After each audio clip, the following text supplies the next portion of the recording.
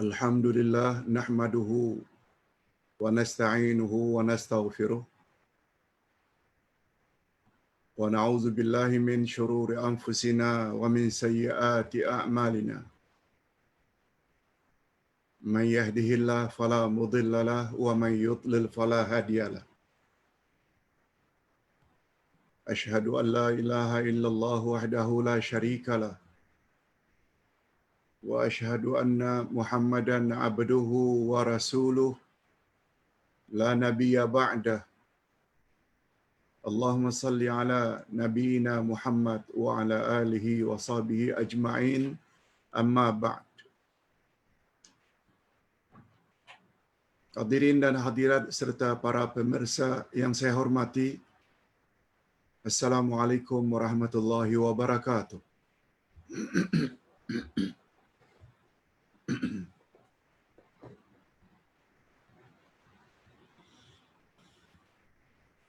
Alhamdulillah, kita bersyukur kehadirat Allah Azza wa Jalla.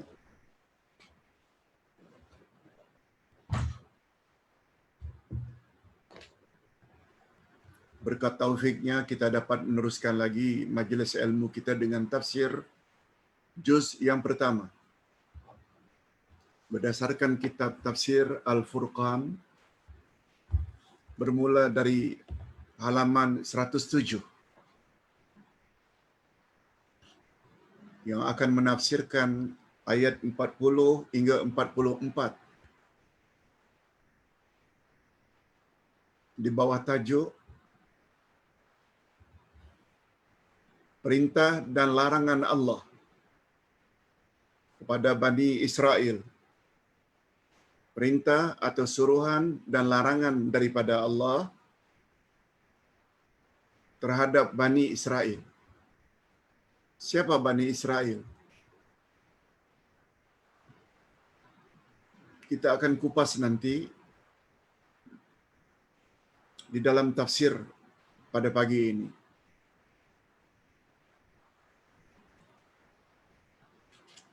Untuk menghemat masa,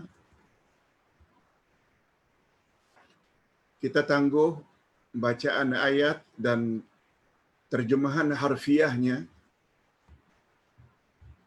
sebab nanti dalam tafsiran juga akan disebut ayat-ayatnya dan terjemahan harfiahnya. Kita langsung saja masuk kepada tafsir ayat. Mukaddimah. Pada ayat-ayat yang lalu Allah Subhanahu wa taala telah menerangkan keberuntungan orang-orang yang mengikuti petunjuk-Nya.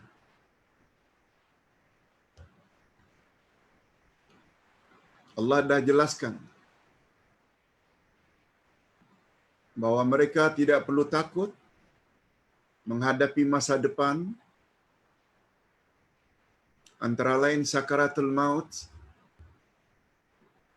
antara lain soalan mukar wa nakir di alam kubur, antara lain masa depan setiap kita bangkit dari kubur, berhimpun di padang mahsyar untuk ditimbang amalan kita.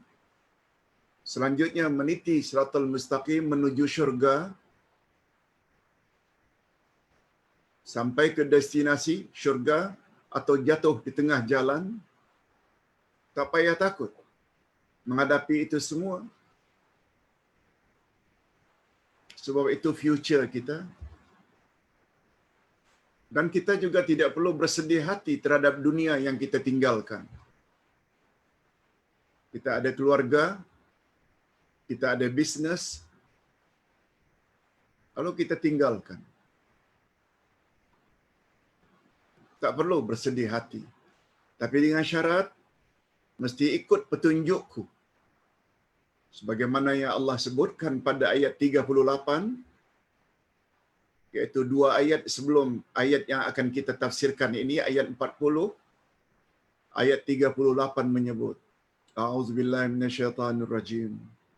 Qulna ihbitu minha jami'a. Fa imma ya'tiyannakum minni huda Faman tabi'a hudaya fala khaufun 'alaihim wala hum yahzanun.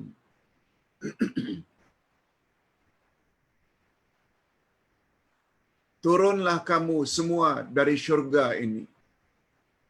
Semua di situ yang diusir oleh Allah dari syurga adalah iblis karena enggan sujud pada Adam. Adam dan Hawa karena ikut rayuan iblis. All of you, jami'ah, ayo keluar dari bumi lalu turun ke dunia. Lalu turun ke bumi dari syurga. Dan itu sebabnya pada minggu lalu kita sebut syurga tempat Adam digoda iblis itu berada di langit, bukan di bumi. Sebab ada istilah turunlah kamu. Turun tentu saja dari tempat atas ke bawah. Lalu apa kata Allah? Memberitahu kepada penghuni bumi, jin dan manusia. Fa imma ya'tiyannakum minni huda. Pasti akan datang kepadamu petunjukku. Allah tak mau biarkan manusia dan jin mencari jalan sendiri, tapi Allah bimbing dengan menurunkan wahyu, menurunkan hidayah, hudan, hidayah. Faman tabi'a hudaya, siapa yang ikut hidayahku itu, dia tidak perlu takut menghadapi masa depannya dan dia tidak perlu bersedih hati meninggalkan dunia. Sekarang timbul pertanyaan, apa maksud hudan di sana atau petunjuk? Sepakat ulama Ahlus Sunnah wal Jamaah, ulama tafsir Ahlus Sunnah wal Jamaah mengartikan hudan yang dimaksudkan ialah Allah utus rasul demi rasul setiap generasi sejak zaman Nabi Adam, ada namanya Nuh, ada namanya Ibrahim, ada namanya Ismail, ada namanya Ishaq, ada namanya Musa, ada namanya Isa sampai Nabi Muhammad sallallahu alaihi wasallam. Itu satu pengutusan rasul. Yang kedua, kitab demi kitab diturunkan kepada rasul berkenaan untuk dijadikan panduan bagi umat masing-masing. Jadi umat Nabi Musa zaman itu bila ikut Musa dan ikut Taurat, mereka tak payah takut dan tak payah sedih. Datang pula era Isa. Umat zaman itu ikut Isa dan ikut Injil, tak payah takut dan tak payah sedih. Dan tiba era Rasul terakhir. Mereka ikut Nabi Muhammad sallallahu alaihi wasallam dan ikut Al-Quran. Tak payah takut dan tak payah sedih. Itu sebabnya kata Nabi, aku tinggalkan dua pedoman untuk wahai umat, selagi kamu berpegang teguh, kamu tak akan sesat selama-lamanya, yaitu Quran dan sunnahku. Lihat, kembali kepada ini yang namanya petunjuk. Itu sebabnya setiap muslim muslimat wajib belajar tafsir. Kewajiban kita terhadap Al-Quran bukan hanya setakat dibaca, bukan setakat dihafal. Beriman dia adalah kalamullah, baca dengan tajwid yang betul, pelajari tafsirannya sehingga kita faham maknanya. Lalu diamalkan mana ayat Quran yang telah kita ketahui, amalkan. Dan yang kelima, sebar-sebarkan. Itu sebabnya Ustaz gunakan minggu lalu, mana-mana manusia akhir zaman yang tidak memahami tafsir ayat 38 Al-Baqarah, dia akan jadi insan yang tidak tahu hala tuju. Untuk apa dia dicipta? Walaupun dia tahu dia dicipta untuk beribadat pada Allah, takkan sempurna ibadatnya kepada Allah kalau dia tidak berpandukan Quran dan sunnah Nabi sallallahu alaihi wasallam. Terutama cara beribadat. Berapa banyak tadi malam orang yang memperingati nisfu Sya'ban dengan buat salat inilah, salat itulah, hari ini pula mereka tu puasa, salat mesti baca ayat ini sekian kali, Yasin mesti baca sekian kali. Tak pernah datang dari Nabi sallallahu alaihi wasallam amalan itu. Mengapa buat?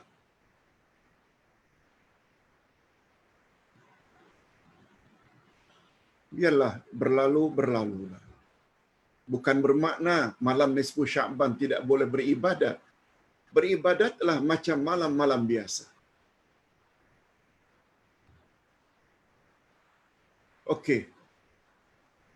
Jadi kepahaman terhadap ayat Quran, kepahaman terhadap hadis Nabi sallallahu alaihi wasallam untuk dijadikan panduan dalam hidup sangat mustahab.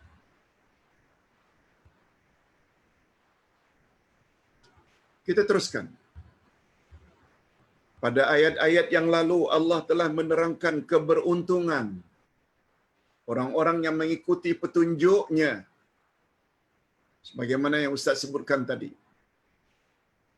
Dan kerugian-kerugian orang-orang yang mengingkarinya dan mendustakannya. Quran tak percaya, hadis tak percaya. Kalau percaya pun Quran tak faham Quran. Kalau percaya pun hadis tak faham hadis Nabi. Maka pada ayat-ayat berikut ini ayat 40 sampai 44, Allah menunjukkan, Allah tujukan, Allah arahkan firman-Nya kepada Bani Israel dan memberi beberapa peringatan dan ancaman pada mereka. Mungkin ada yang tanya, Pak Ustaz, untuk apa kita tahu arahan dan ancaman Allah pada Bani Israel?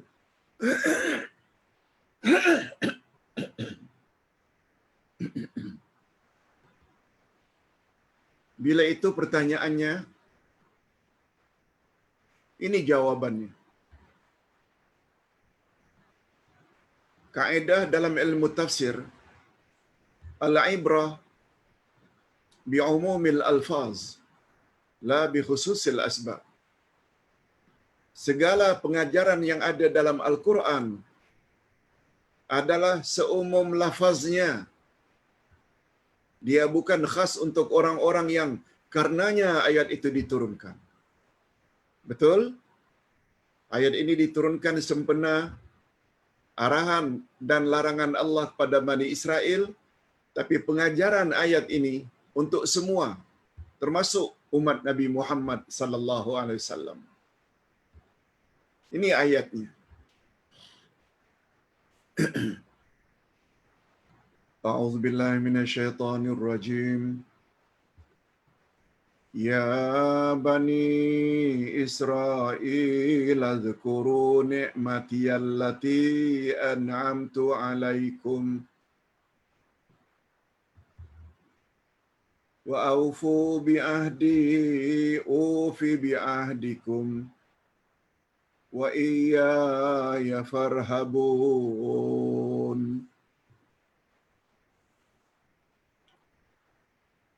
Wahai Bani Israel, ingatlah akan nikmatku yang telah aku anugerahkan kepadamu dan penuhilah janjimu kepadaku. Niscaya aku penuhi janjiku kepadamu. Dan hanya kepadakulah kamu mesti takut, kamu mesti tunduk. Kepadaku maksudnya kepada Allah.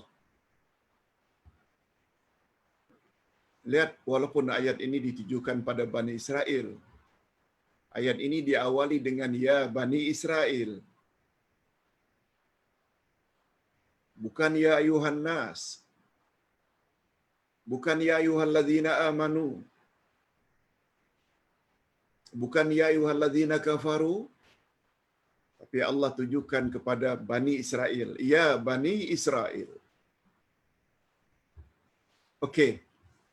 Setelah kita tahu terjemah harfiah, kita ingin tahu lebih jauh apa dia tafsir atau terjemah maknawiyah.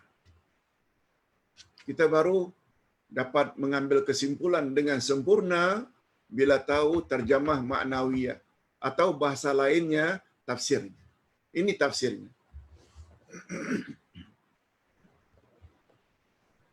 Pertama, Ustaz ingin jelaskan siapa itu Israel. Siapa itu Bani Israel? Israel adalah nama lain untuk Nabi Yaqub.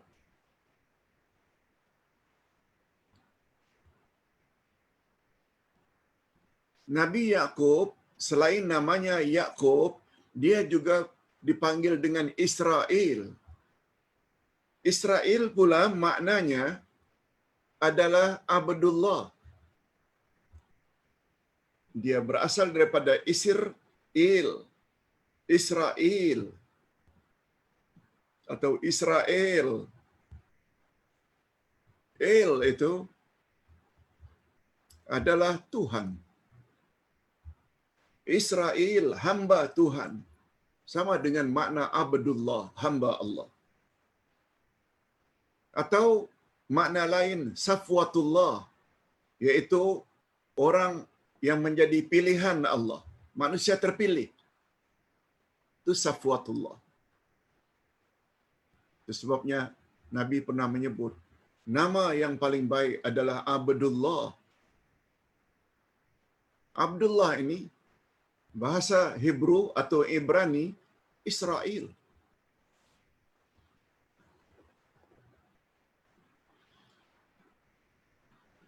Adapun terjemahan ingatlah, setelah Allah panggil, wahai Bani Israel, ingatlah akan nikmatku. Apa makna ingatlah? Ingatlah di sini dengan makna peliharalah. Juga dengan makna syukurilah. Karena syukur berarti ingat, sedangkan kufur nikmat pula berarti melupakan nikmat. Ini tafsiran. Mungkin kalau sekedar baca terjemahan harfiah, ingat, maknanya ingat saja. Di sini perlunya kepada tafsiran. Ingatlah wahai Bani Israel akan nikmat-nikmatku. Bukan sekedar ingat dalam ingatan, dalam fikiran. Ia membawa makna, peliharalah nikmat-nikmatku. Syukurilah nikmat-nikmatku.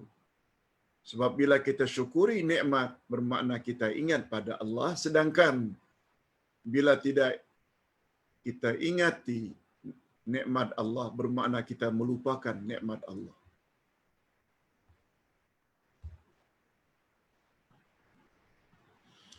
Sedangkan nikmat di sini, walaupun disebut dalam bentuk mufrad, singular, nikmat, jamaknya, pluralnya ni'am. Allah tidak sebut ni'am, tapi nikmat. Dalam bentuk mufrad, tunggal, singular. Tetapi, namun demikian kata ulama tafsir, ia membawa makna jamak, plural. Di antara nikmat yang Allah anugerahkan kepada Bani Israel, sangat banyak. Melebihi dari umat-umat yang lain. Itu sebabnya bila disenaraikan mukjizat semua Nabi, nikmat atau mukjizat yang Allah bagi kepada Nabi Musa melebihi, lebih banyak daripada Nabi-Nabi yang lain. Tidak kurang daripada 11 mukjizat yang Allah berikan kepada Nabi Musa, yang secara tidak langsung juga nikmat untuk Bani Israel. Antara lain, lautan merah terbelah dengan pukulan tongkat Nabi Musa sehingga Bani Israel selamat daripada dibunuh oleh Firaun dan askarnya. Terbelahnya lautan, terselamatnya dari kejaran Firaun, dinaungi awan, hidangan dari langit, manna dan salwa. Tak payah masak, dari langit turun hidangan yang disebut dengan manna dan salwa, penurunan Taurat, dan lain-lain lagi. Pukul tongkat di suatu batu, memancar 12 mata air, sungai akhirnya, menjadi 12 sungai. Dan lain-lain, sangat banyak. Allah suruh Bani Israel, ingat akan nikmat-nikmatku yang sekian banyak itu. Jadi maksud ayat di atas, hai anak cucu Nabi Yaqub. Nah, itu gunanya kita kena faham makna Israel. Dia sebenarnya nama bagi Nabi yang mana satu? Jawabnya Yaqub. Oleh sebab itu, kalau Allah panggil, ya Bani Israel, hai anak cucu Israel, dia membawa makna, hei anak cucu Yaqub.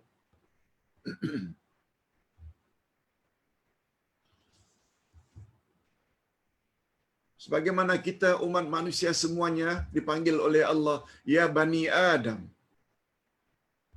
Semua suku, semua bangsa.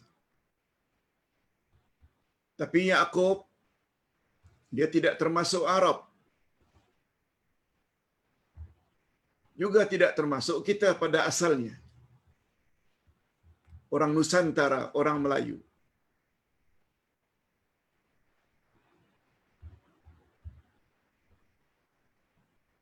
Sejarahnya macam ini.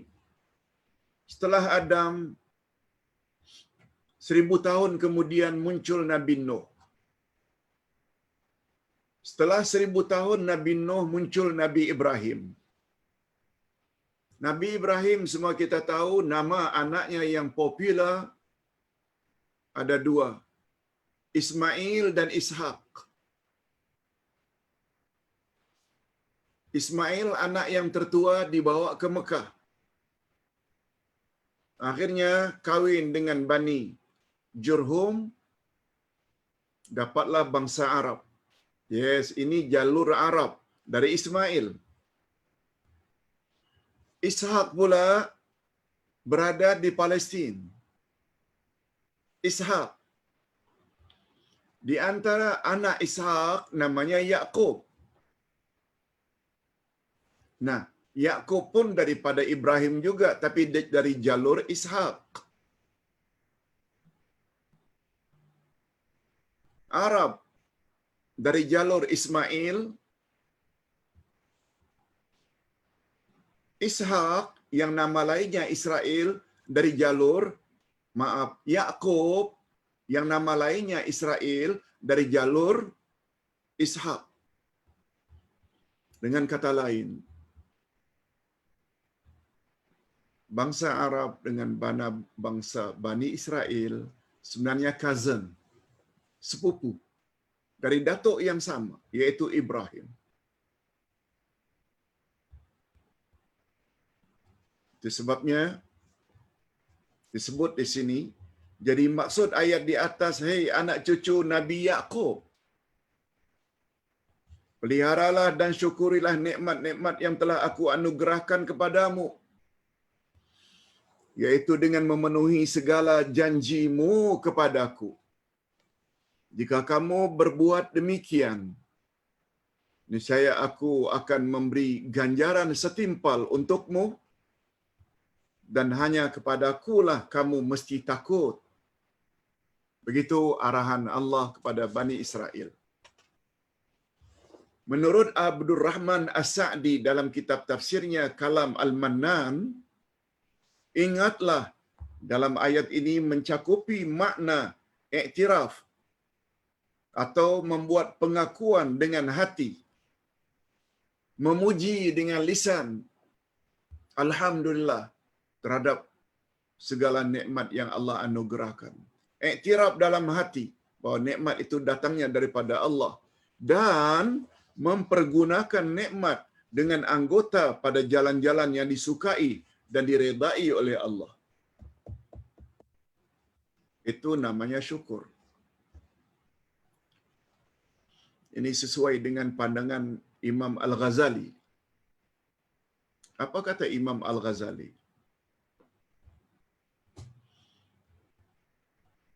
Seseorang baru dikatakan telah mensyukuri nikmat Allah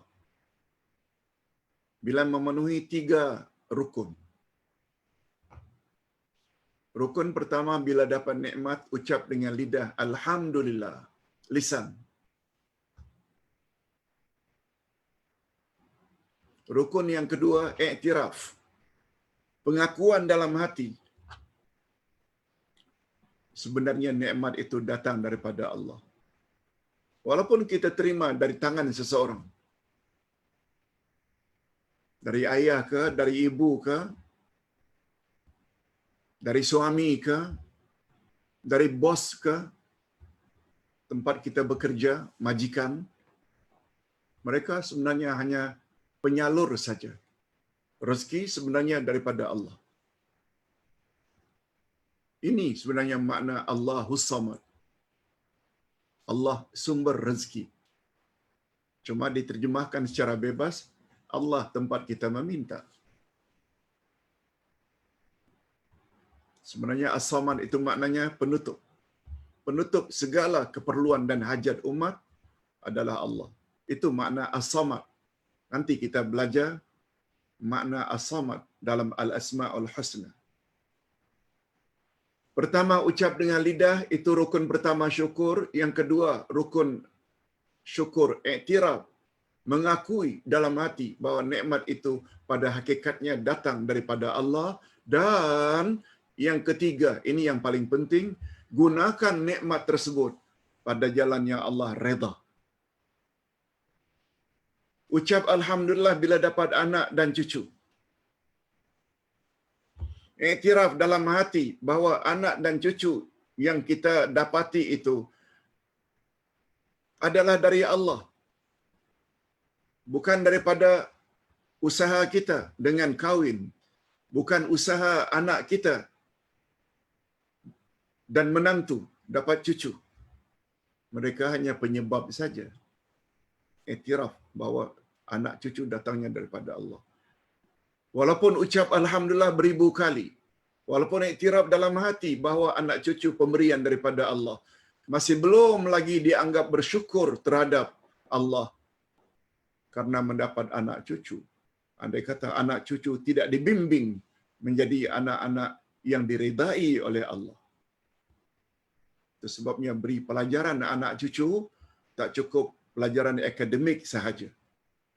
Perlu anak cucu diberi akidah, cara ibadat yang betul, akhlak yang mulia. Dengan kata lain, anak-anak, cucu-cucu tidak cukup hanya diberi tuition dengan tuition matematik, geografi, English dan sebagainya, tapi juga perlu mereka itu dituitionkan ayat Quran, pelajaran-pelajaran agama lainnya, akidah, fiqh, akhlak dan lain-lain. Sebab anak-anak kita, termasuk kita, cucu kita, semua akan ditanya di alam kubur nanti. Jangan hanya mengharap agar mereka berjaya dalam SPM, UPSR, tapi juga pastikan selagi hayat di kandung badan, anak cucu dapat menjawab semua pertanyaan mukar wa nakir. Man rabbuka, wa man nabiyuka, wa ma dinuka. Kita dah jelaskan dalam buku jawaban tepat terhadap soalan kubur.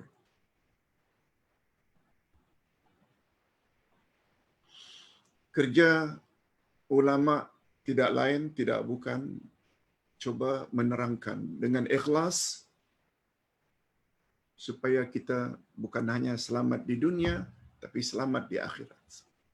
Okey, kita teruskan. Sedangkan maksud penuhilah janjiku, kata Allah pada Bani Israel, penuhilah, tepatilah janjiku. Maksudnya, berimanlah kepadaku, kata Allah. Itu kita dah janji kita. Betul tak dalam pelajaran takdir yang namanya takdir azali? Di alam roh Allah dah tanya, alastu birabbikum, bukankah aku ini Tuhan kamu, wahai semua roh, termasuk roh kita? Semua kita menjawab, benar, engkau adalah Tuhan kami. Kami bersaksi. Itu janji. Lebih-lebih lagi kita telah mengucap 2 kalimah syahadat. Asyhadu, walaupun dia membawa makna aku bersaksi, satu di antara 5 makna asyhadu, aku berjanji. Itu sebabnya seseorang walaupun telah ucap 2 kalimah syahadat, walaupun dia tahu Allah itu Tuhannya, Muhammad Rasulnya, tapi dalam kehidupan sehari-hari suruhan Allah tidak dibuat, larangan Allah dilanggar, orang tersebut sebenarnya telah mungkir janji. Sebab makna asyhadu yang berada di hadapan la ilaha illallah dan Muhammad Rasulullah, maknanya aku berjanji. Itu sebabnya fasih bagaimanapun mengucap 2 kalimah syahadat, yakin tanpa ragu Allah Tuhannya, Muhammad Rasulnya. Tapi bila Allah dan Rasul tidak dipatuhi dalam hidup, dia lebih layak dikatakan munafik. Lain cakap, lain bikin. Cakap tak serupa bikin. Allah sangat murka. Oleh sebab itu, melalui tafsiran-tafsiran seperti ini, marilah kita segera taubat. Andai kata banyak terlanjur pada masa-masa silam. Banyak istighfar, banyak taubat. Kematian boleh datang anytime. Berimanlah kepadaku, berimanlah kepada Rasulku, serta laksanakanlah syariat Taurat. Yes, disebut Taurat karena ditujukan kepada Bani Israel. Tapi kalau ditujukan kepada Nasrani Kristian, tentu saja Isa dan Injil. Kalau ditujukan kepada umat akhir zaman, umat Muhammad, tentu saja maksudnya patuhilah Muhammad, patuhilah Al-Quran. Kemudian Allah menyuruh Bani Israel agar melaksanakan sebab yang boleh membawa mereka memenuhi janjinya.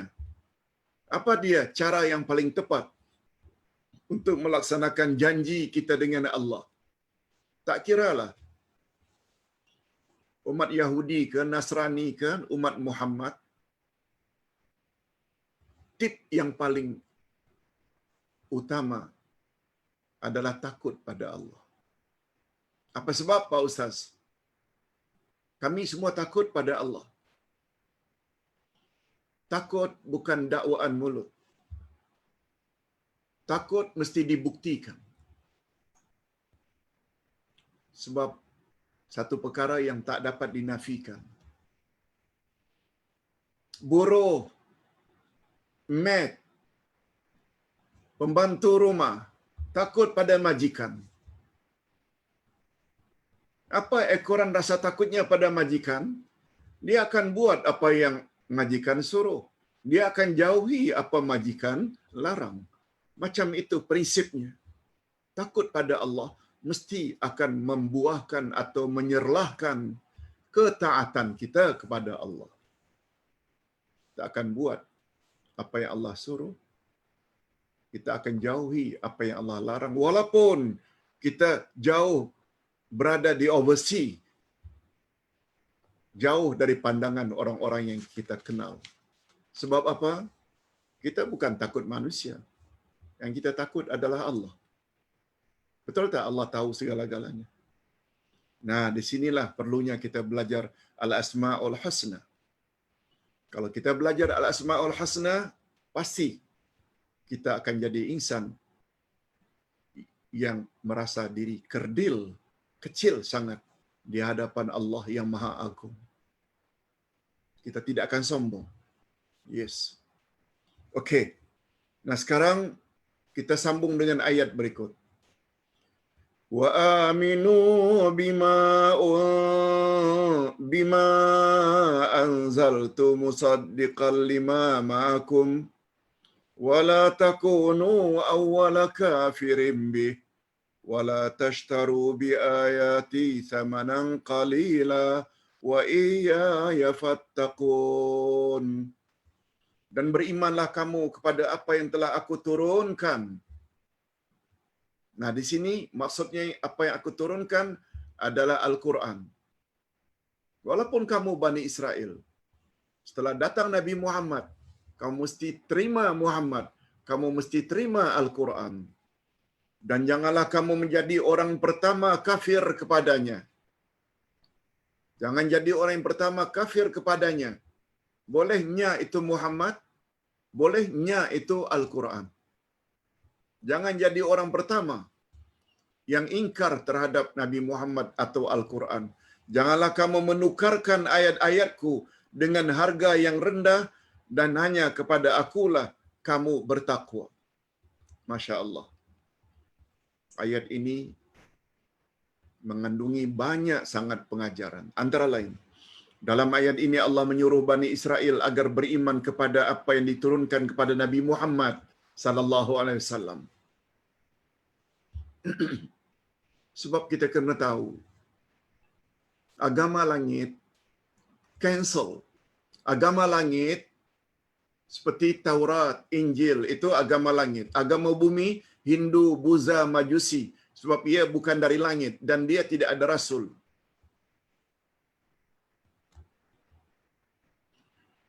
Semua agama langit bila datang rasul yang baru cancel. Mansukh ajaran terdahulu. Itu sebabnya begitu datang Isa setelah Musa, agama Yahudi dah tak berlaku lagi. Mereka mesti terima Isa dengan Injilnya. Begitu juga 600 tahun setelah Isa diangkat ke langit, muncul Nabi Muhammad dengan Al-Quran. Mereka mesti terima Nabi Muhammad dan Al-Quran. Cancel agama Nasrani, Kristian. Begitu prinsipnya. Nah, apatah lagi agama rekaan manusia, Hindu, Buddha, Majusi. Semuanya mansukh. Yang berlaku hanya agama Islam yang Nabi Muhammad sallallahu alaihi wasallam bawa. Beriman kepada Al-Quran mencakupi makna mengikuti ajarannya. Ini, beriman pada Quran bukan sekedar beriman Quran kalamullah, tapi mesti mengikuti ajaran Al-Quran. Dan beriman kepada orang-orang yang kepadanya Al-Quran itu diturunkan, yaitu Nabi Muhammad sallallahu alaihi wasallam. Mereka bukan hanya wajib beriman pada Quran, mereka juga wajib beriman kepada siapa Quran itu diturunkan, yaitu Nabi Muhammad sallallahu alaihi wasallam. Itu sebabnya orang-orang Yahudi Nasrani bila ucap asyhadu alla ilaha illallah, belum Islam lagi, aku bersaksi tiada Tuhan yang berhak disembah melainkan Allah, belum Islam lagi Yahudi dan Nasrani itu. Andai kata mereka tidak iktiraf, wa asyhadu anna Muhammad Rasulullah, Muhammad sebagai Rasulullah. Mereka mesti ikut Nabi Muhammad. Bukan ikut Nabi Musa lagi, Nabi Isa lagi. Tidak. Itu sebabnya pada satu hari Nabi Muhammad sallallahu alaihi wasallam melihat Umar membaca lembaran Taurat begitu terpesona. Taurat. Umar pandai membaca. Nabi ambil dari tangan Umar, lalu berkata, "Wahai Umar, aku lihat engkau begitu kagum, terpesona membaca Taurat. Sedangkan aku berada di tengah-tengahmu, membawa ajaran yang begitu clear dan jelas. Ini yang mustahak, ini sambungannya. Wallahi, demi Allah, wahai Umar, andai kata Musa sampai hari ini hidup, dia tetap akan ikut ajaranku. Engkau pula aku lihat begitu kagum dan terpesona dengan Taurat. Wallahi, andai kata Musa yang kepadanya Taurat itu diturunkan, hidup hari ini, dia pasti akan ikut ajaranku. Ini membuktikan lagi. Itu sebabnya dalam hadis sahih riwayat Imam Muslim, apa kata Nabi? Siapa yang mengetahui akan kedatanganku sebagai Rasul,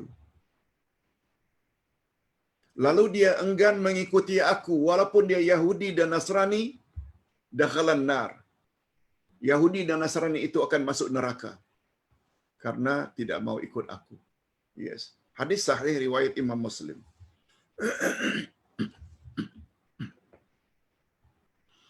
Dan Allah menyebut dalam ayat di atas bahawa pendorong utama mengapa mereka mesti beriman pada Al-Quran ialah karena Al-Quran membenarkan apa yang terdapat di dalam kitab terdahulu, yakni Taurat.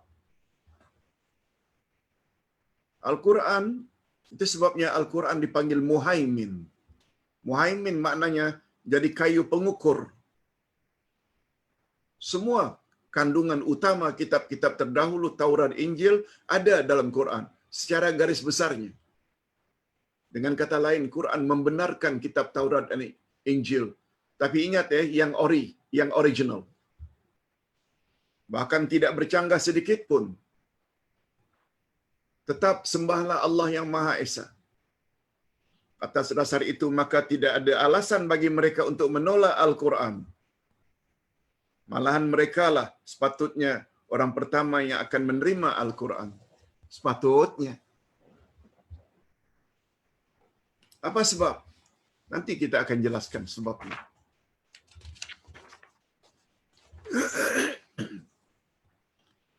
Setelah Allah menyuruh mereka agar beriman kepada Nabi Muhammad sallallahu alaihi wasallam dan Al-Quran, lalu Allah melarang dan mengingatkan mereka agar jangan menjadi orang pertama yang kufur terhadapnya. Larangan ini adalah lebih keras sebenarnya jika dibandingkan janganlah kamu kufur kepadanya. Nanti Ustaz jelaskan. Sebab jika mereka orang pertama yang kufur terhadapnya, bermakna merekalah orang yang awal menentang Nabi Muhammad sallallahu alaihi wasallam dan Al-Quran. Dan ini adalah sifat dan sikap yang sangat tidak wajar muncul dari kalangan mereka, Bani Israel. Penjelasannya macam ini. Orang kafir terbagi dua. Ada namanya ahli kitab, yang dapat kitab dari langit, yang dibawa oleh Rasul. Itu agama langit namanya. Mereka dipanggil ahli kitab. Satu lagi namanya musyrikin, penyembah berhala. Termasuklah Hindu, Buddha, Majusi. Sebab itu bukan agama langit, tapi agama bumi.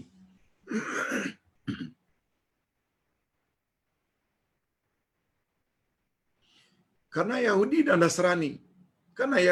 Nasrani, agama langit, ada nabi, ada kitab. Betul tak sebenarnya ahli kitab sudah mengetahui akan muncul Rasul akhir zaman melalui penjelasan Rasul-Rasul mereka masing-masing? Musa pernah sebut dalam Taurat, Isa pernah sebut dalam Injil, akan muncul kelak Rasul yang terakhir. Musyrikin yang tak punya nabi dan kitab, mereka tak tahu. Itu sebabnya mereka dipanggil Arab jahiliyah, Arab bodoh, Arab yang tidak ada ilmu tentang iman. Oleh sebab itu, kalau Abu Jahal, Abu Lahab yang tidak ada rasul, tidak ada kitab dari langit, menentang Nabi Muhammad pada peringkat awal, masih dianggap wajar-wajar saja. Mereka tak ada informasi, tak ada maklumat. Tetapi Yahudi dan Nasrani dah diberitahu oleh rasul masing-masing, tertera dalam kitab masing-masing, akan muncul rasul yang terakhir. Lalu mereka menolak. Itu sebabnya ayat tidak berbunyi, jangan kamu kufur kepada Muhammad. Jangan kamu tolak Al-Quran dan Muhammad. Bukan bunyinya macam itu. Bukan jangan kufur. Tapi jangan kamu jadi orang pertama yang kufur terhadap Nabi Muhammad. Penggunaan jangan jadi orang pertama, sebab sepatutnya kamulah orang yang pertama-tama menerima Muhammad dan Al-Quran berbanding musyrikin. Sebab kamu ada pengalaman, kamu ada knowledge, kamu ada pengetahuan.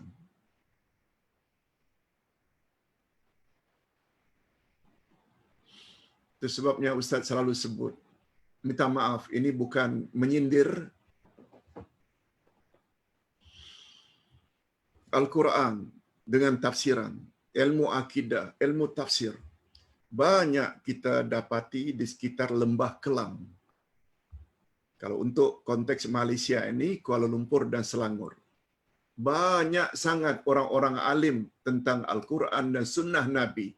Sebab di sinilah terletak banyaknya universiti-universiti Islam. Para pensyarah, alim ulama yang faham Quran. Mereka mengajar pula secara online, secara offline.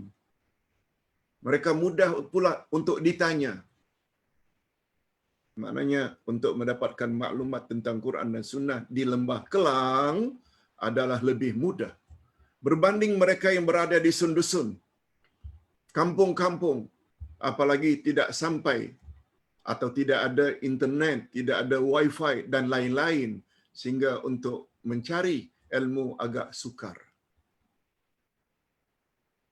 Ia memberi isyarat, kalau kamu sudah punya latar belakang seperti itu, banyak mendengar, banyak ikut kelas, banyak baca buku, banyak layari internet, jangan jadi orang pertama yang menolak kebenaran. Kalau orang-orang dusun kampung yang tidak ada ilmu pengetahuan yang banyak menolak, masih lagi dianggap wajar-wajar saja karena kekurangan ilmu. Tapi terhadap orang-orang yang banyak ilmu, menolak kebenaran Quran dan Sunnah, sikap mereka sama dengan pertanyaan Allah. Hei Bani Israel ahli kitab, jangan jadi orang pertama yang menolak Nabi Muhammad dan Al-Quran. Mudah-mudahan kita faham maksud Ustaz. Itu sebabnya kita yang ada peluang untuk mendengar secara online ini, kitalah orang yang ke depan dalam memperjuangkan kebenaran. Okey.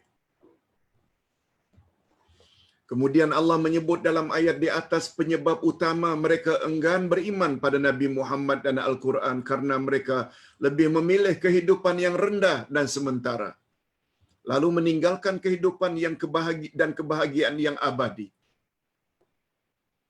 Sebab mereka, bila mereka teruskan dengan ajaran mereka, Yahudi dengan Yahudi, Nasrani dengan Nasrani, terutama dari cerdik pandai mereka, mereka dapat income yang banyak.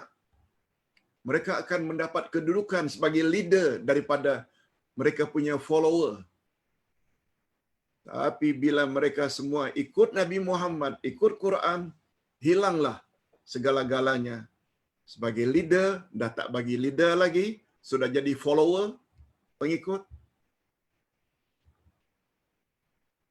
Apalagi di kalangan Nasrani, siapa-siapa yang berdosa, ingin mendapat taubat, datang ke gereja, buat pengakuan dan bayar sekian.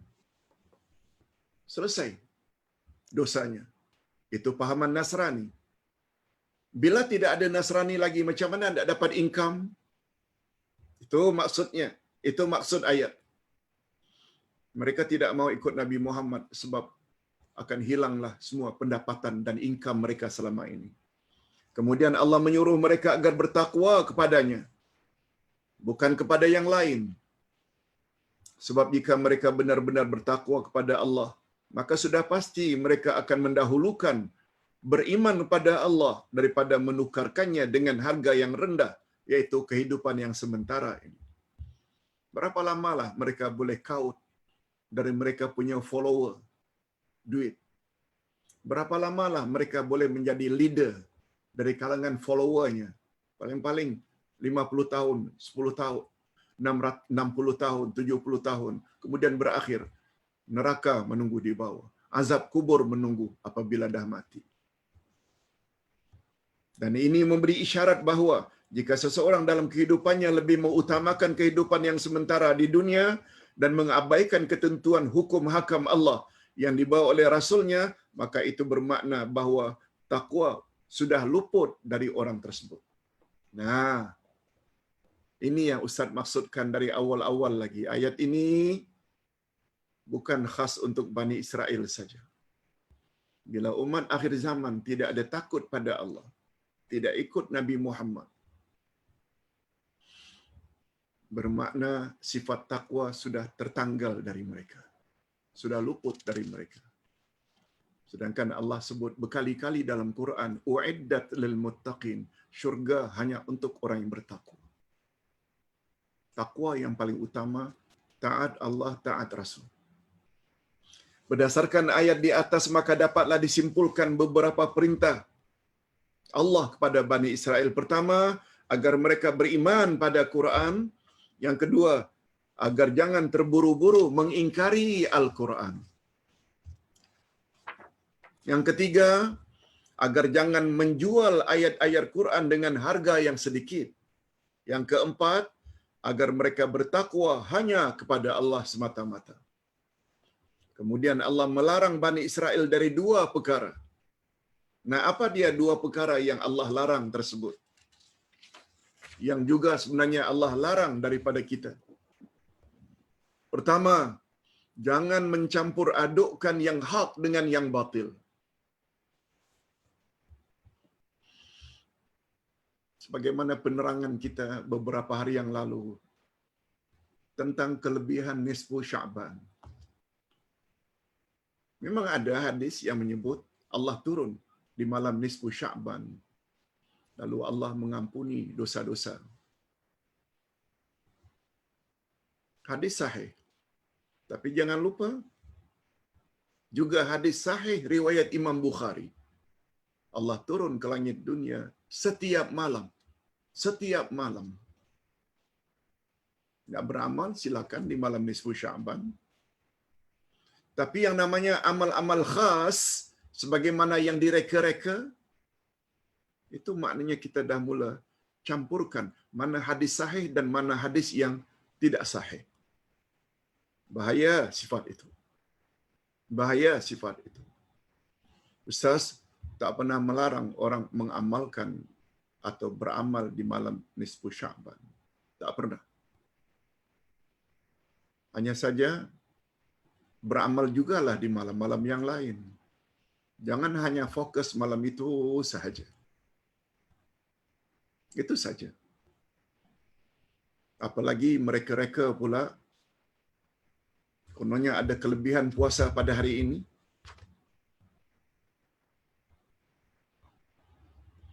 Hari ini 15, kalau tak salah, Sya'ban. Niat kita hendaklah sama ada puasa hari Senin atau puasa hari putih yang ketiga. Itu yes. Itu ada dalilnya. Tapi puasa hari ini sempena nisfu Sya'ban, no.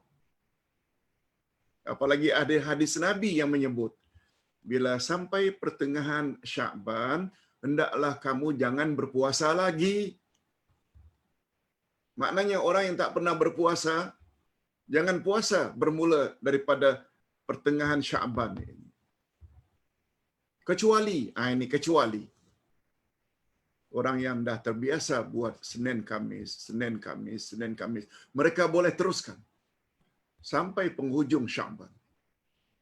Tapi sekedar hendak mendapat fadilat puasa sempena nisfu Sya'ban, no, tak pernah datang dari Nabi, dari hadis yang sahih.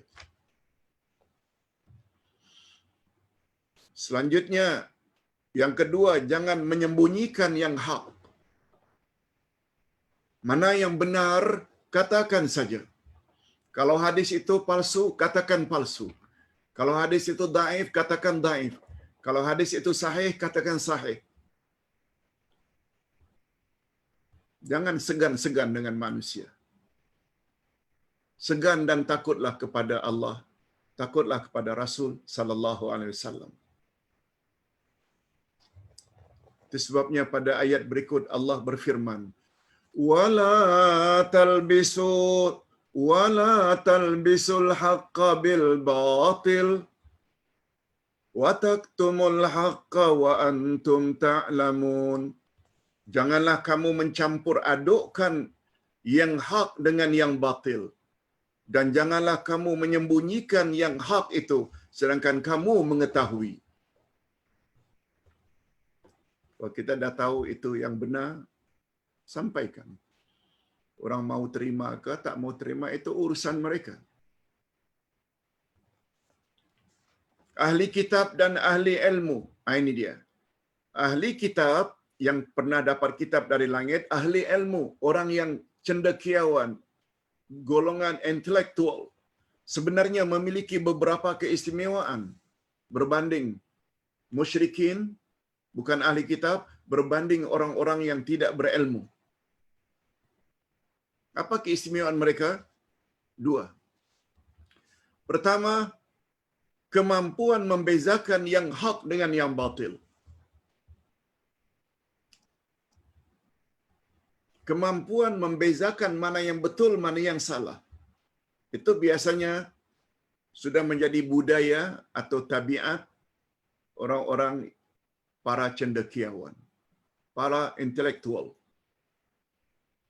Sebab budaya mereka, show me the proof. Tunjukkan padaku apa buktinya cakapmu itu benar.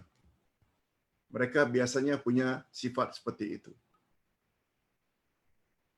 Hatu burhanakum.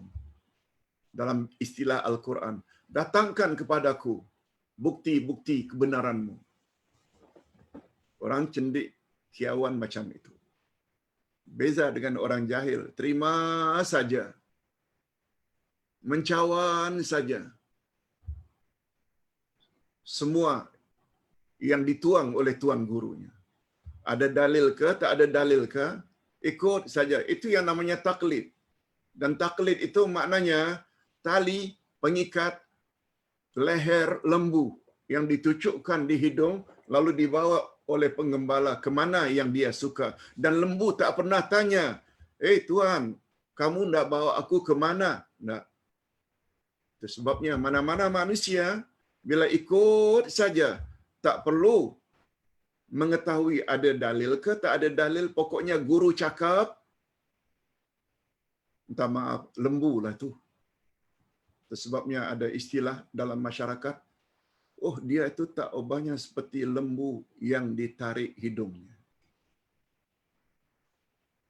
Berbeza dengan ittiba. Ittiba mengikut juga, tapi dia tahu ada dalil. Yes, ciri-ciri orang yang berilmu pengetahuan, mereka dapat membezakan mana yang hak, mana yang batil. Yang kedua, kemampuan untuk mengemukakan atau menyatakan kebenaran. Mampu dia menyatakan kebenaran dengan dalil-dalilnya. Ya, itu di antara ciri-ciri orang yang punya ilmu. Apalagi dikaitkan dengan kata-kata salafus saleh tentang ilmu. Ingin dengar? Al-ilmu ma qala Allah wa ma qala Rasul. Ilmu yang sebenar-benar ilmu adalah apa yang Allah firmankan dan apa yang Rasul sabdakan. Kalau kita setuju dengan kata-kata salafus saleh ini, betul tak maksudnya ilmu yang sebenar-benar ilmu adalah Quran dan sunnah Nabi? Bila ditanya mengapa, Allah tak pernah salah. Semua cakapnya benar belaka. Allah sebut pada awal Al-Quran, Zalikal kitabu la raiba fi hudal lil muttaqin. Inilah kitab Quran, tidak ada sedikit pun keraguan di dalamnya. Hadis Nabi pula, Nabi Muhammad adalah maksum, tak pernah buat salah. Oleh sebab itu kita perlu seleksi mana hadisnya yang sahih, yang hasan, yang daif, yang maudhu'. Jangan ambil yang daif, jangan ambil yang maudhu' palsu. Ambillah yang sahih. Itu baru namanya ilmu. Itu sebabnya jadikan panduan terhadap guru-guru yang mampu membezakan mana yang hak, mana yang batil. Yang mampu membezakan ini hadis sahih ke atau hadis palsu. Supaya audience, follower tidak ragu lagi. Sebab semua kita ingin selamat. Semua kita ingin dapat menjawab dengan lancar pertanyaan mukar wa nakir. Man rabbuka wa ma dinuka wa man nabiyuka.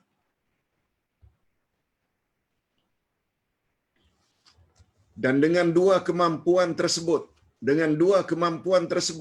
sepatutnya boleh berperanan sebagai pedoman dan teladan bagi orang-orang yang ingin mendapat petunjuk, dan sebagai sandaran dan tempat kembali bagi orang-orang yang tersesat, dan boleh menjadi hujah ke atas orang yang degil dan membangkang.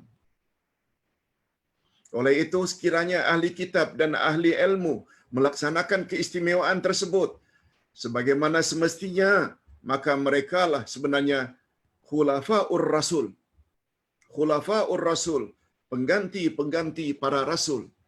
Itu sebabnya mengapa Abu Bakar, Umar, Utsman, Ali mereka dipanggil sebagai khalifah. Khalifah maksudnya pengganti. Khalifatul Rasul, pengganti Rasul dalam menyampaikan kebenaran. Dan keempat-empat mereka garanti masuk syurga. Sebab mereka berempatlah dalam senarai 10 orang yang garanti masuk syurga. Orang macam itu yang kita patut ikut. Mereka juga dipanggil dengan warasatul anbiya, pewaris nabi-nabi. Sebabnya Nabi gunakan al-ulama warasatul anbiya. Ulama adalah penerus tugas Nabi. Ulama adalah penerus tugas Nabi. Atau hudatul ummah, yaitu pembimbing umat. Tetapi sebaliknya, jika mereka justru mencampur adukkan antara yang hak dengan yang batil, tidak membezakan antara yang benar dengan yang salah, padahal mereka mengetahui perkara yang sebenarnya, malahan mereka justru berusaha menyembunyikan kebenaran. Tahu bahwa amalan itu tidak datang dari Rasul. Suruh juga orang buat. Oh, bahaya. Itu bukan orang yang kita patut jadikan sebagai pembimbing. Itu bukan guru yang mursyid. Nanti kalau saya larang, nanti orang tak percaya saya lagi. Itu sebabnya kata Sayyidina Ali,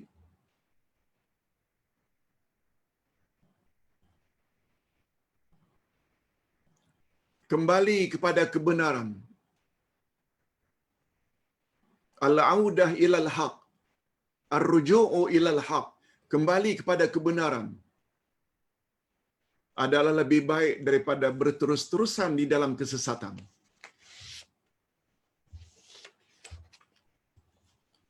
Al-audu ilal haq khairun wa afdal min at-tamadi fil batil. Kembali kepada kebenaran itu adalah lebih baik daripada berterus-terusan di dalam kebatilan. Bila kita dah tahu satu amalan itu tak betul, tolong tinggalkan, kembali kepada yang hak. Itu maksudnya. Tobat, minta ampun pada Allah karena dah terlanjur dulu karena jahil, kurang ilmu. No problem. Kembali kepada kebenaran adalah lebih baik daripada berterus-terusan di dalam kebatilan. Cantik kata-kata Sayyidina Ali radhiyallahu anhu. Malahan mereka justru berusaha menyembunyikan kebenaran. Maka peranan mereka sebenarnya ketika itu adalah du'atul jahannam. Mereka adalah pendakwah-pendakwah, orang yang mengajak kepada jahannam. Karena manusia biasanya tidak mengikuti dalam urusan agama kecuali kepada ulama mereka. Itu sebabnya ikut ulama betul, tetapi ta'assub ulama tak boleh. Fanatik ulama tak boleh. Bila ternyata ulama tersebut tersalah dalam menyampaikan kebenaran, okey, dalam bab itu jangan ikut. Sebab yang ada sifat maksum hanya Nabi Muhammad sallallahu alaihi wasallam. Ingat selalu kata-kata Imam Asy-Syafi'i. Andai kata pendapatku bercanggah dengan hadis yang sahih, campak olehmu pendapatku ke tembok. Ambil hadis Nabi yang sahih. Bukankah itu memberi pelajaran bahawa Imam Syafi'i pun tak pernah declare beliau itu maksum. Beliau boleh salah juga. Ikut Syafi'i bagus, tapi ta'assub tak boleh. Fanatik tak boleh. Nah, kita sampai ke ayat yang berikutnya. Aqimus salata wa atuz zakah warka'u ma'ar raki'in. Ini semua adalah sebagai sifat-sifat tambahan. Selain iman pada Allah, iman pada Rasul, mereka juga mendirikan salat, mengeluarkan zakat, dan mereka juga suka melakukan salat secara berjamaah. Warka'u ma'ar raki'in maknanya mereka rukuk bersama orang-orang yang rukuk, membawa makna suka salat berjamaah. Kemudian ayat yang terakhir. Ini ayat yang terakhir, apa kata Allah? Atamuruna an-nasa bil birri wa tansawna anfusakum wa antum tatlunal kitaba afala taqilun. Okey, karena masa kita dah habis, izinkan Ustaz untuk menjelaskan ayat ini. Ayat ini juga sangat penting. Kita fahami tafsirannya. Terjemahannya dulu. Mengapa kamu suruh orang lain mengerjakan kebajikan, sedangkan kamu melupakan diri kewajiban sendiri?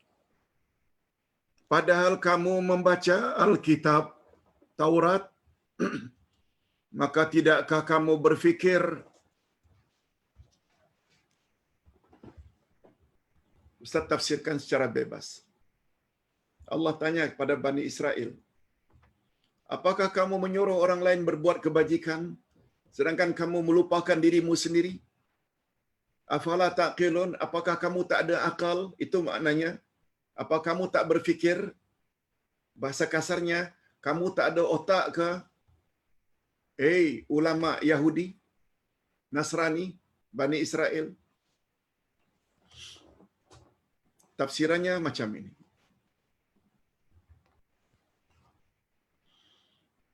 Ulama Yahudi dan Nasrani, karena mereka ada Nabi Musa dan Nabi Isa, mereka ada Taurat dan Injil, mereka tahu akan muncul Rasul akhir zaman.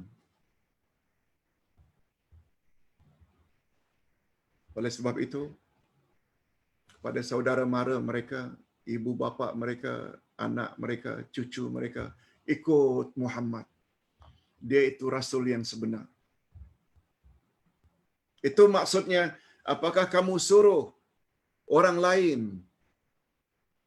berbuat kebenaran? Apakah kamu suruh manusia atamurunnan nasa bil birri? Apakah kamu suruh manusia berbuat baik, maknanya mengikut Nabi Muhammad, mengikut Al-Quran? Wa tansawna anfusakum, dan kamu lupakan dirimu sendiri. Adapun aku tidak. Sebab bila aku nanti ikut Muhammad, aku tak jadi leader lagi. Bila aku ikut Muhammad jadi sebagai followernya, aku tak dapat income lagi. Ini yang disebut tadi. Kebahagiaan yang sementara. Itu yang diutamakannya. Kamu suruh saudara maramu, kenalan-kenalanmu ikut Muhammad, ikut Quran. Tapi kamu sendiri tak mau ikut. Afala taqilun. Di mana otakmu? Mengapa kamu tak berfikir? Sepatutnya bila awak tahu kebenaran, awak dululah yang mengamalkannya sebelum orang lain. Tapi ini tidak. Inilah yang Allah Subhanahu Wa Taala tegur pada ayat yang terakhir yang Ustaz sebut sebagai tambahan. Ya ayyuhalladzina amanu lima taquluna ma la taf'alun. Kabura maqtan 'indallahi an taqulu ma la taf'alun. Surat Saf ayat 2 dan 3.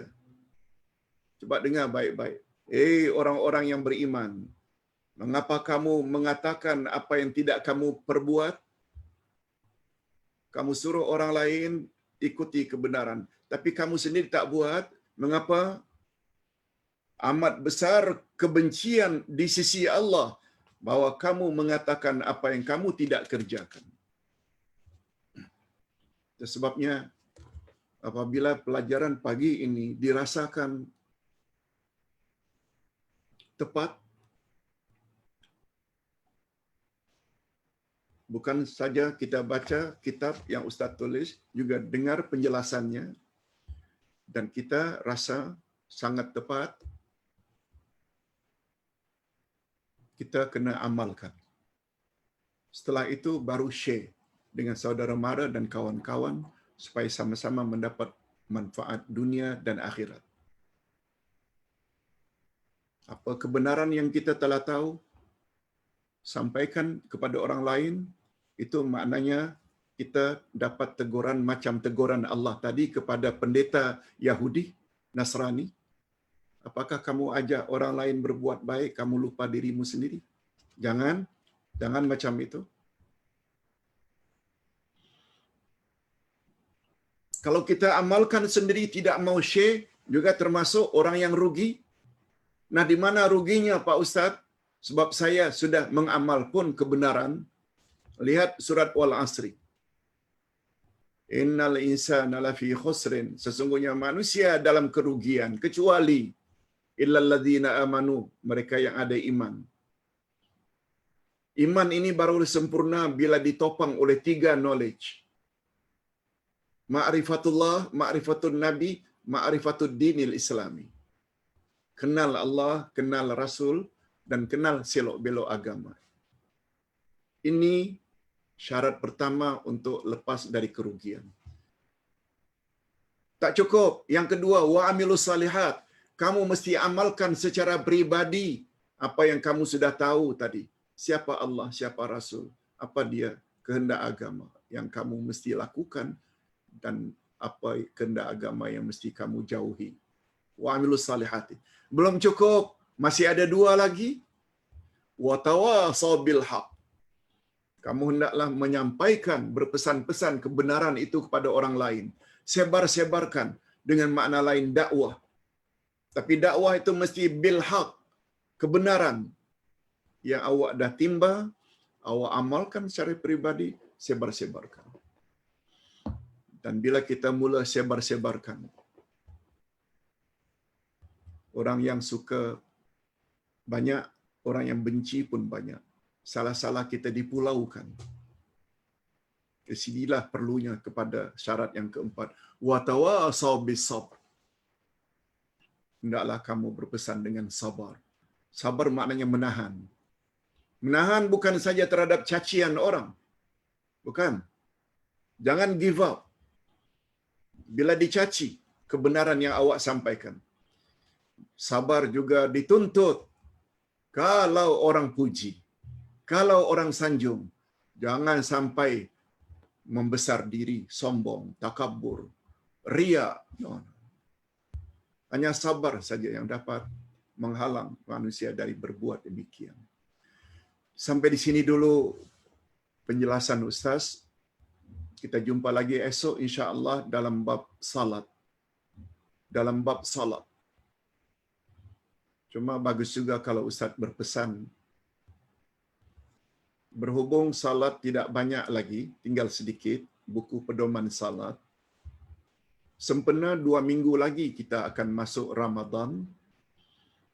Ustaz galakkan supaya para follower Facebook kuliah online ini miliki buku Ustaz yang satu lagi, yaitu Smart Ramadan. Cara menghadapi dan melaksanakan amalan dalam bulan Ramadan yang lebih tepat. Sebabnya Ustaz singkatkan saja Smart Ramadan. Ramadan kali ini kalau boleh biar menjadi Ramadan yang terbaik dalam hidup kita. Dan anggaplah Ramadan kali ini kalau dapat, inilah Ramadan yang terakhir. Dengan bersikap demikian kita akan beramal dalam Ramadan sesempurna mungkin lebih sempurna daripada zaman-zaman silam. Tapi ingat, kesempurnaan puasa, tarawih, witir, tadarus dan lain-lain tidak akan dapat kita perolehi tanpa knowledge. Itu sebabnya Ustaz ingin bimbing minggu depan atau 2 minggu lagi dengan buku Semat Ramadan.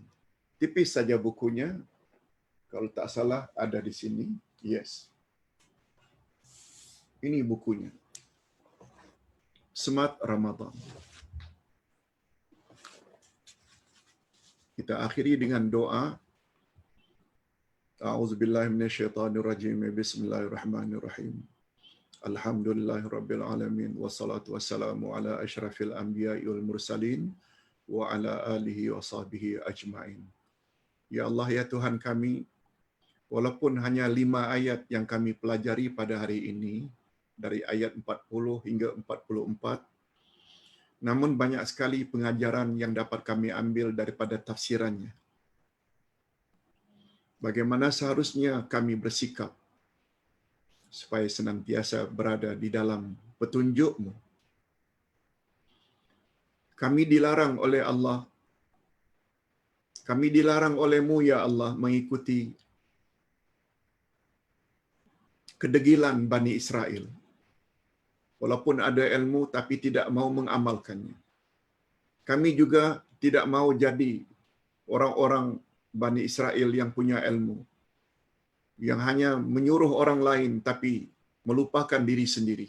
Sehingga engkau gunakan istilah afala taqilun, kamu tak ada otak ke sampai berbuat demikian? Lindungi kami, ya Allah, daripada sifat-sifat demikian. Sehingga doronglah kami untuk share setiap kebenaran yang kami perolehi kepada orang lain, terutama kepada saudara mara kami. Allahumma khtim lana bihusnil khatimah, wa la takhtim alaina bisu'il khatimah. Wa sallallahu ala nabiyyina Muhammad wa ala alihi wa sahbihi ajma'in. Walhamdulillahi rabbil alamin. Wassalamualaikum warahmatullahi wabarakatuh.